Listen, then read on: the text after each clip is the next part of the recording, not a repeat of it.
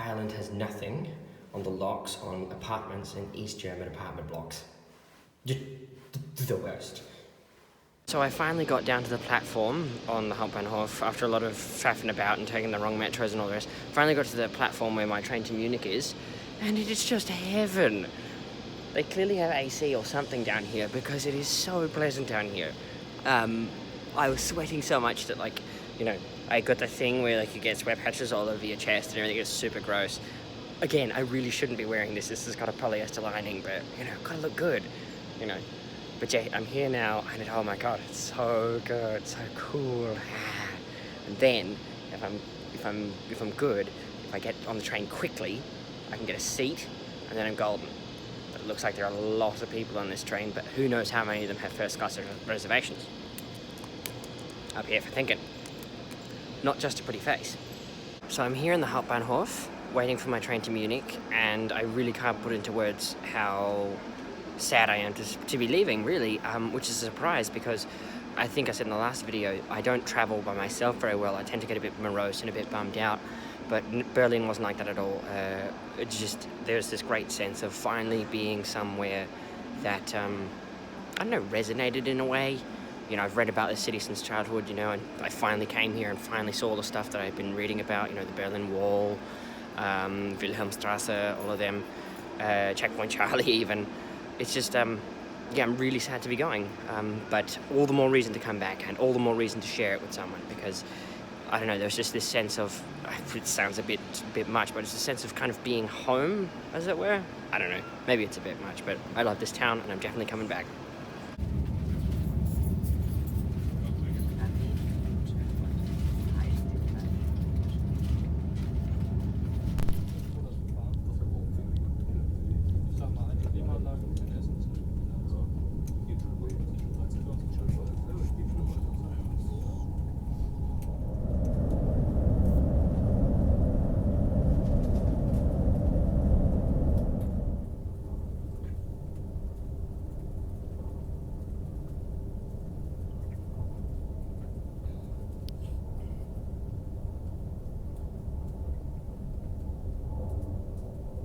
I've arrived in München Hofbahnhof, and it looks pretty Soviet for something that was in West Germany, but I suppose they had to rebuild it after the war. I'll give you a look.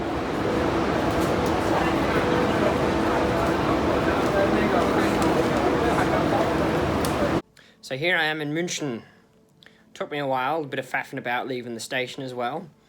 But yeah, here I am in my room. It's a bit small, but it's all I need. Just need the bed and the bathroom, that's all. And because it took forever to get here, I think what is called for is a bit of vegging out. I don't think I'll be doing anything today. Might go find some food. Other than that, München can wait until tomorrow.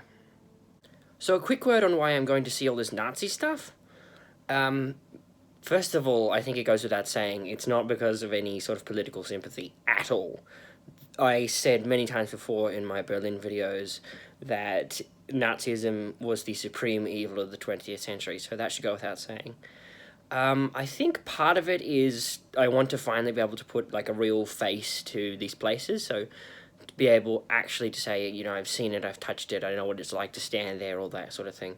And the other thing, which I think is more important, is particularly when I go out to see Dachau tomorrow, I think it's important, I mean, it's quite obvious, it is important, to sort of pay witness, to go pay your respects. Like I said outside the Anne Frank house, it's really important that this is remembered and that this is seen and that this is, it's not quite a pilgrimage, not really, because there's certain, that word has certain associations with sort of grace and revelation and all the rest, but it's sort of, you need to pay you need to pay witness. You need to see where one of the greatest crimes against humanity was played out, over just one little corner of where it was played out over a vast region across this continent. So yeah, that's why I'm going to see a lot of Nazi stuff. So that explains Dachau, but it also explains going out to see Odeonplatz, because if you know your history of Germany in the 20s, in 1923, Hitler and the Nazis tried to attempted an armed putsch and they attempted to take over the government of Bavaria, and then that they thought would spiral into a Nazi revolution across Germany. Now that failed, and then Hitler was put in prison, and he wrote Mein Kampf, and the rest is history. Odeonplatz is the Platz on which the beer hall, in which they took they took control of initially. That's where the beer hall still is. So I think it's important not only to pay witness to their greatest crimes, but also to go see where it all began, and just to see how ordinary it is. You know, I remember watching footage of the Charlottesville riots, Charlottesville race rally, that's what it was, the Charlottesville hate rally. I remember watching that and then thinking, wow, this place is so ordinary. This is, but that's always the way. These things always grow out of, like, really ordinary places. So I think it's important to go see the banality of evil. Not that the Odeonplatz is by itself evil, but sort of the banality of it, the banality of these guys who got together and got out their guns and said, let's, you know, create a new state, on a place that people would just sort of walk through now without even thinking, you know, sort of the banality of history almost. So yeah, that's why I'm going to go see Odeonplatz as well. But yeah, so that's just, I thought I should clarify that a little bit just to be safe. So yeah, let's see you tomorrow. So, I had a bit of a sleep, and now it's gone just about 10 to 9, and I went looking for some food. Apparently, most restaurants here have their kitchens open till 11, which is fantastic for me. My friend recommended a place which is about a 20-minute walk away, which I'm not going to do today because I'm just too tired. But I remember saying to myself, if I find a pizza place, let's head on in and see what it's like. And that's exactly what I've done. Seems pretty good. Let's give it a go.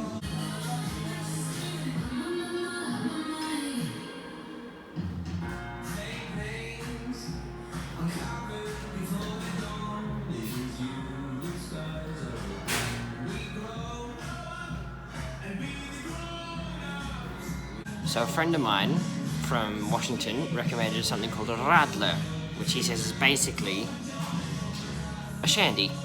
So let's give it a go.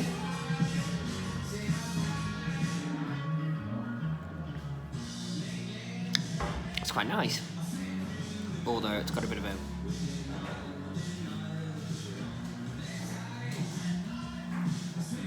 I know it's got quite a wheaty taste at the end, so it's not perfect. I can see why you drink it. He says basically women and children can drink this to keep hydrated at Oktoberfest, so it's not bad. Actually, a better way to describe the taste of a Radler is if you've ever had Lucozade. Imagine that, but like kind of like a beer, but more Lucozade-y. So it's not terrible. Like, Lucozade isn't a terrible drink, but I wouldn't drink it all the time. But yeah, Radlers. Odd choice, but yeah, there you go. Wow, they don't mess around here. Got my Radler, got my Calzone. Time to get stuck in. Ugh, I always overeat on holiday. He's harvesting something out of the tree. I don't quite know what it is. But at the end of this long pole, he's been pulling fruit down. I'll go over and ask him in a bit. One thing I didn't realise before coming here is that water in most restaurants isn't free, which is a bit of a surprise. There was that one place in Berlin where I had that lunch with all, you know, the paprika and pork knuckle and stuff, where it was free, but everywhere else, yeah. Like, I just got a glass, and it cost me €3.50. It's no bad thing, it's a decent amount of water, but, you know, if you don't know that before you get here, you know, oh well. So, I finished my dinner and I went and asked what they were doing. I'll come back tomorrow and get some better shots of the actual tree itself. They were collecting cherries. It's a cherry tree. Didn't look like that from a distance though. So there you go. So my friend from Passau didn't steer me wrong. He seems to have pointed me towards what's a fairly quiet middle-class part of Munich. It's really nice so far. This isn't what the whole place looks like, but it's fairly similar. It reminds me a lot of where I was staying in Brussels. Maybe a little less swish and a little less high-end, but still, you know, that's the kind of place we're talking about at the moment.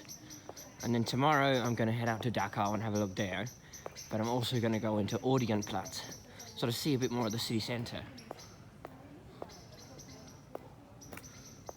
So here we go, there's a public park. People still using it. It's nice, it's just gone 25 to 10.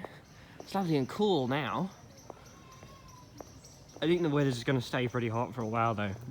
So Dachau should be fun tomorrow. I mean, like, it was never going to be, you know, a laugh riot. It is a concentration camp, but still. It's going to be very warm. But yeah, this is kind of what we're dealing with at the moment in Munich. So, over that way, we're heading back towards the Ost Hauptbahnhof. And yeah, there we go. Get over here.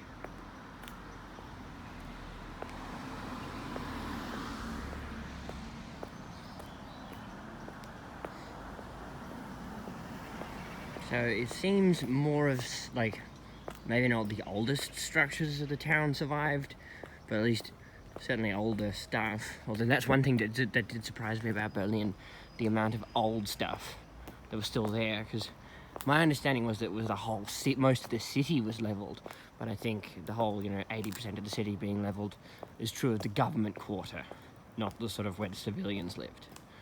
So yeah. This is the area of Munich I'm staying in. It's quite nice. Let's see how the rest of it looks tomorrow. So I just had my dinner at a pizza place, but just behind me we've got a slightly more posh pizzeria. Now, I don't know enough about the history of this area particularly, but obviously, Austria being an area with such strong Italian influence, it makes a lot of sense that a lot of Italians would come to Munich. But look, I've seen 2 pizza restaurants.